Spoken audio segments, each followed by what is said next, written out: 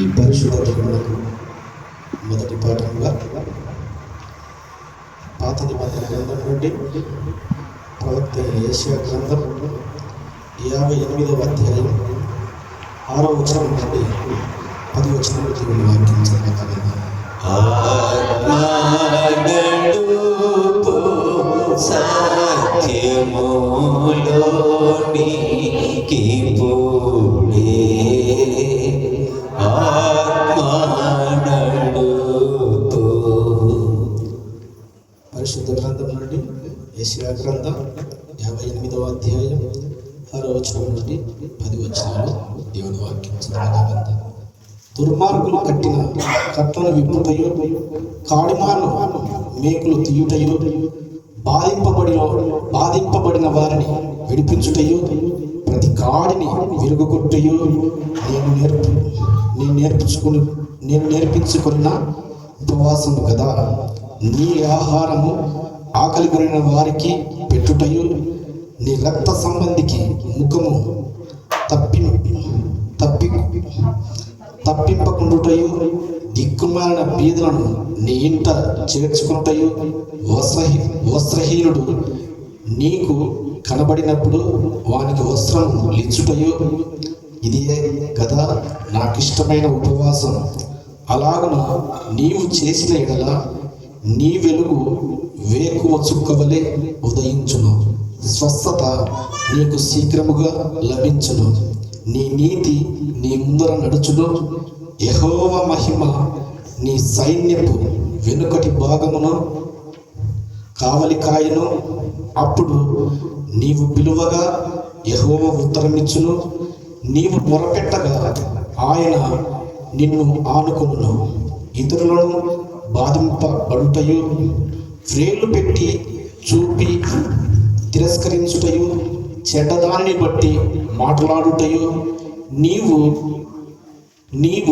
మాని ఆశించిన దానిని ఆకలి కొనిన వానికిచ్చి, శ్రమపడిన వానిని తృప్తిపరిచిన ఎడల చీకటిలో నీ వెలుగు ప్రకాశించును, అంధకారము నీకు మధ్యాహ్నం వలె ఉండును.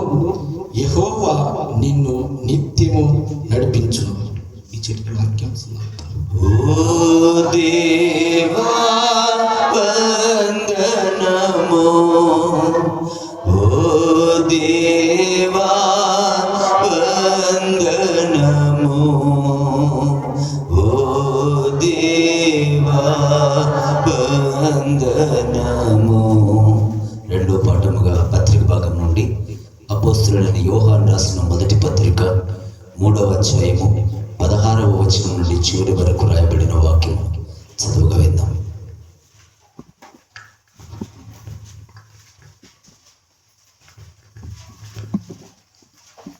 పరిశుద్ధ గ్రంథం నుండి, కృత నిబంధన గ్రంథం నుండి యోహాను రాసిన మొదటి పత్రిక 3వ అధ్యాయము 16వ వచనం నుండి 18వ వచనం వరకు.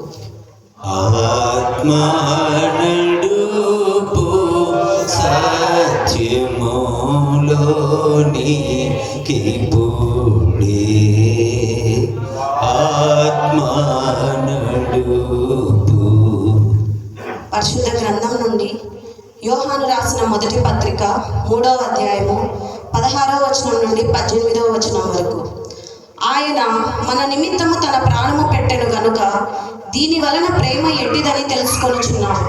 మనము కూడా సహోదరుల నిమిత్తము మన ప్రాణములను పెట్టబద్ధులమై ఉన్నాము.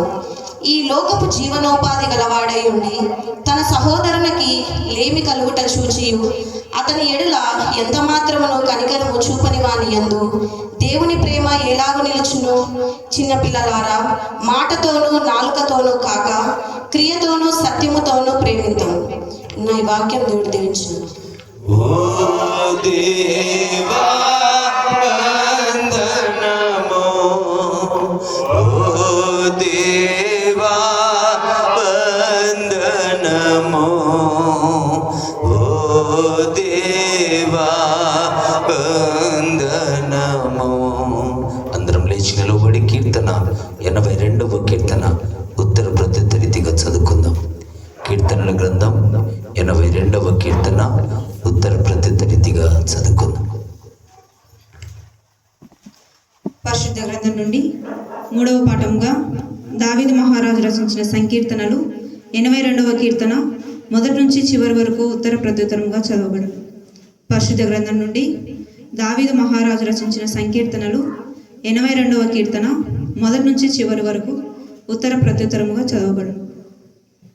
దేవుని సమాజములో దేవుడు నిలిచి ఉన్నాడు, దైవముల మధ్యను ఆయన తీర్పు తీర్చుచున్నాడు.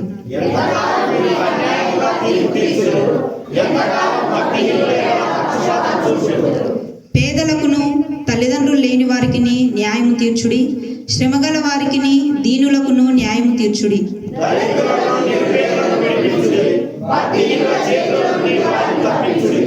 జనులకు తెలివి లేదు, వారు గ్రహింపరు, వారు అంధకారములో ఇటు అటు తిరుగులాడుదురు.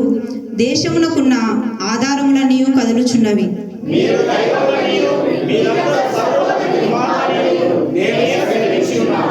అయినను ఇతర మనుషులు చనిపోవునట్లు మీరును చనిపోవుదురు, అధికారులలో ఒకడు కూలునట్లు మీరును కూలుదురు.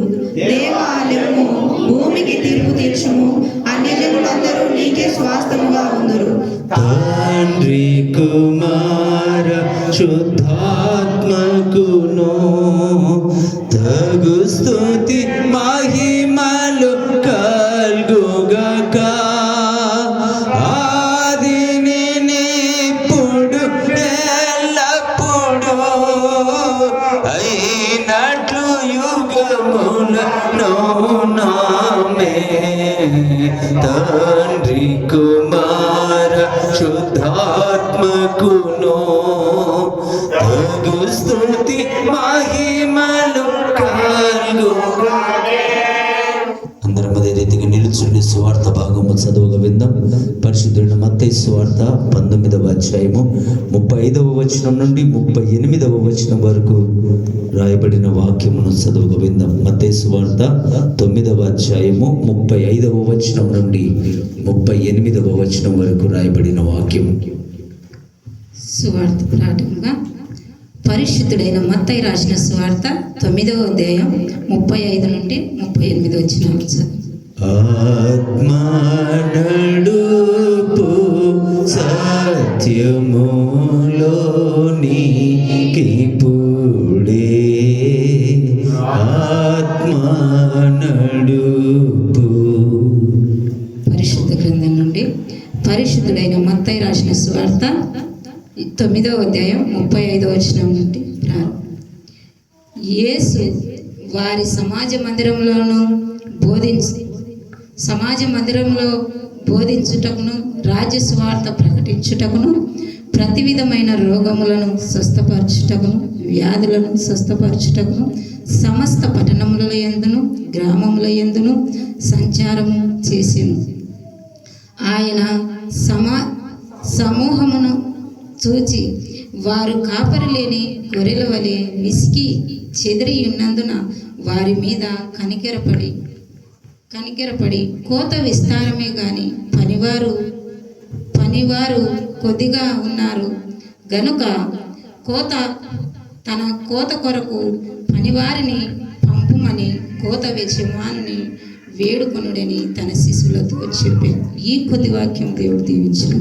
ఓ క్రీస్తు స్తోత్రములు, ఓ క్రీస్తు స్తోత్రములు, ఓ క్రీస్తు స్తోత్రములు.